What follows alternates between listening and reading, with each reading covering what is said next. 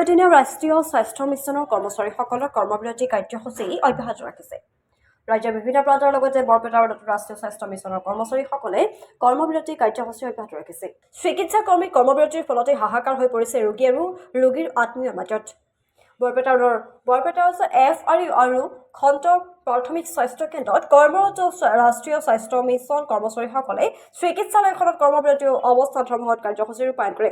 তিনিদিনীয়া কৰ্মবিৰতি কাৰ্যসূচীৰে মঙলবাৰৰ পৰা আৰম্ভ হোৱা ৰাষ্ট্ৰীয় স্বাস্থ্য মিছন কৰ্মচাৰীসকলে আজিও কৰ্মবিৰতি কাৰ্যসূচী ৰূপায়ণ কৰে। সদৌ অসম স্বাস্থ্য আৰু কাৰিকৰী কল্যাণ সংস্থা NHMৰ অসমৰ নেতৃত্বই এই কাৰ্যসূচী। দ্বিতীয়দিনীয়া কৰ্মবিৰতি কাৰ্যসূচীত চিকিৎসক, pharmacist, nurse, CHO, laboratory technician আদি সকলো চিকিৎসা কৰ্মীয়ে কৰ্মবিৰতি কাৰ্যসূচীত অংশগ্ৰহণ কৰি সপ্তম দৰমহা আয়োগমতে দৰমহা দিয়াৰ লগতে চাকৰি নিয়মীয়াকৰণকে ধৰি নিম্নতম প্ৰাপ্য মৰ্যাদা দিয়া চৰকাৰী সা সুবিধা প্ৰদানৰ দাবীত কৰ্মবিৰতিৰ ৰূপায়ণ কৰ্মচাৰীসকলৰ। আমি দ্বিতীয় দিন ধৰ্মঘটস্থলীৰ পৰা doctor, pharmacist, nurse, CHO, ANM বাইদেউ, GNM বাইদেউ, লেবৰেটৰী টেকনিচিয়ান গোটেইখিনি লগ হৈ আমি ধৰ্মঘট চলাই আছোঁ। কাৰণ আমাৰ দাবী বহুত পুৰণা দাবী। 2006 চনৰ পৰা NRHM হিচাপে আমি বহুতে কৰ্মৰত হৈ আছিলোঁ।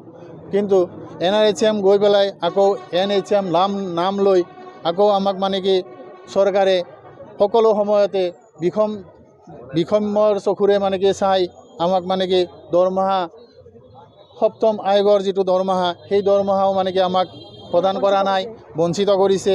য'ত নেকি পাৰ্মানেণ্ট চাকৰিয়ালখিনিক এই 8 পে দিয়াৰ ব্যৱস্থা চলাই আছে। সেইকাৰণে আমি চৰকাৰক কঠোৰভাৱে জনাব বিচাৰোঁ যে আমাৰ চাকৰি নিয়মীয়াকৰণ কৰক।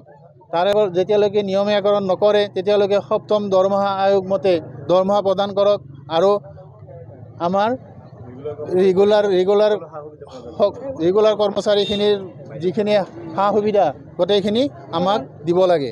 নমস্কাৰ, বৰপেটা ৰোড ব্লক PHCৰ পৰা এই কৰ্মবিৰতি অনুষ্ঠানৰ পৰা আমাৰ কেন্দ্ৰীয় যিটো কমিটি আঁঠুৱাৰ আহ্বান মৰ্মে আমি তিনিদিনীয়া কৰ্মবিৰতি অনুষ্ঠান ইয়াতে ৰূপায়ণ কৰি আছোঁ। যোৱাকালি আমাৰ প্ৰথম দিন আছিলে, আজি দ্বিতীয় দিনো আমি কৰ্মবিৰতি অনুষ্ঠান কৰি আছোঁ। দুৰ্ভাগ্যজনক যে আমি স্বাস্থ্যৰ লগত জড়িত হৈও আমি আজি স্বাস্থ্যসেৱা নবঢ়াই ইয়াতে কৰ্মবিৰতি কৰিব লগা হৈছে। কিন্তু আমাৰ ইচ্ছা নাছিলে, কিন্তু আজি আমি বাধ্য হৈছোঁ। যিহেতু 2006 চনৰ পৰাই অসমত NRHMৰ অধীনত আমি বহুতো কৰ্মচাৰীয়ে প্ৰায় 20,000ৰ অধিক কৰ্মচাৰীয়ে শ্ৰমদান কৰি আছোঁ। পিছলৈ NRHM বদলি হৈ NHM নামলৈ উন্নতি হ'ল। কিন্তু আমাৰ অৱস্থা সেই তেনেকেই থাকিল। NHMতো আমি কাম কৰি আছোঁ।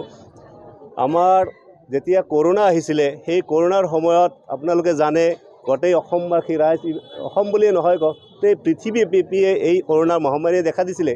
সেই মুহূৰ্তত মৃত্যুৰ বিভীষিকাই যেতিয়া কিৰিলি পাৰি আছিলে, সেই সময়ত আমাৰ NHMৰ কৰ্মচাৰীখিনি প্ৰথম লাইনত ফাৰ্ষ্ট লাইন ৱৰ্কাৰ হিচাপে আমি কাম কৰিবলৈ হৈছে। আমাৰ মৃত্যুৰ ভয়ক নেওচি পেলাই আমাৰ সেই ডিউটিৰ সময়ত আমাৰ চকুৰ ভাহি আহিছিল। আমাৰ ল'ৰা ছোৱালী, মা দেউতাহঁতৰ ছবি আমাৰ ভাহি আছিলে। কিন্তু আমি সেইবিলাকক তুচ্ছ কৰি আমি চৰকাৰৰ নিৰ্দেশ আমাৰ কৰ্তব্য আমি পালন কৰিছিলোঁ। তেতিয়া আমাক ক'ভিড যোদ্ধা বুলি আমাক ঘোষণা কৰিছিলে, আমাৰ ওপৰত ফুল ছটিয়াইছিলে, গামোচা পিন্ধাইছিলে। কিন্তু আমাৰ আমি হয়তো চলিবলৈ যিখিনি আমাৰ সা সুবিধা লাগে সেইফালে কিন্তু কোনো ধৰণৰ সঁহাৰি চৰকাৰৰ ফালৰ পৰা দেখা নগ'ল। আমাক ন্যূনতম যিখিনি ইনচেণ্টিভ দিব লাগে সেইখিনি নিদিলে। যদিও কৈছিলে যে কৰোণাৰ পিছতে হয়তো আমাক ভালেখিনি সা সুবিধা দিব, কিন্তু আমাৰ তেনেকুৱা স্পেচিয়েল একো ইনচেণ্টিভ পোৱা নাছিলোঁ।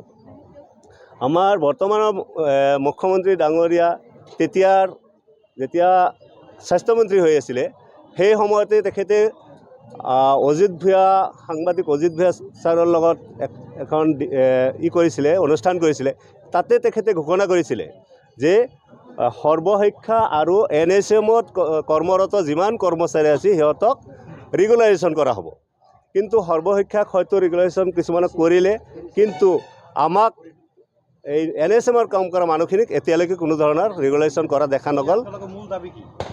আমাৰ দাবী এইটোৱে যে মুখ্যমন্ত্ৰী ডাঙৰীয়া যিটো হেল্থ মিনিষ্টাৰ হৈ থকাতে ঘোষণা কৰিছিল যে আমাক ৰেগুলেশ্যন কৰিব, সেই আমাক মানে চৰকাৰী আমাৰ চাকৰিবিলাক নিয়মীকৰণ কৰিব লাগে আৰু যেতিয়ালৈকে নিয়মীকৰণ কৰিব নোৱাৰে তেতিয়ালৈকে সপ্তম দৰমহা আয়োগ হিচাপে আমাক দৰমহা প্ৰদান কৰিব লাগে, সমকামৰ সমদৰমহা প্ৰদান কৰিব লাগে।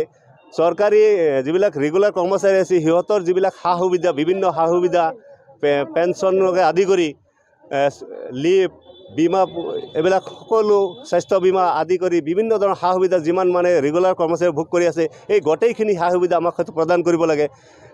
এইখিনি আজি এই কৰ্মস্থলীৰ পৰা আমি চৰকাৰলৈ মানে মুখ্যমন্ত্ৰী ডাঙৰীয়া দৃষ্টি আকৰ্ষণ কৰিছিলোঁ। তেখেতে কৈ যোৱা কথাখিনি হয়তো কিজানি পাহৰি আছে। অৱশ্যে তেখেত এক কথাৰ মানুহ, কথা দিলে কথা ৰাখে, কিন্তু আমিও আশাবাদী, এতিয়াও আশাবাদী যে আমাৰ কথা নিশ্চয় তেখেতে এই কৰিব, হয়তো কিজানি পাহৰি আছে।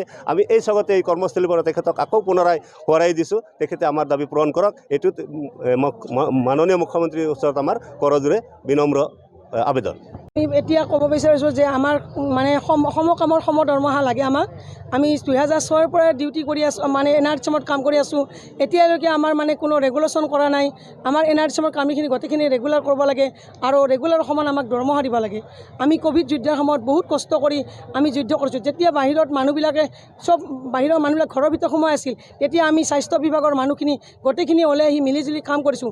আমি বহুত কষ্ট কৰিছোঁ। তেতিয়া আমাক মুখ্যমন্ত্ৰীয়ে স্বাস্থ্যমন্ত্ৰীয়ে বাহ দিলে, কিন্তু এতিয়া আমাৰ যি আমি ইমান কষ্টত ভুগি আছোঁ, আমাৰ ইমান কম দৰমহা দিছে, চলিব পৰা নাই, সেইটো কিন্তু সিহঁতে গুৰুত্ব দিয়া নাই। আমাক এতিয়া ৰেগুলাৰ সমান দৰমহা দিব লাগে।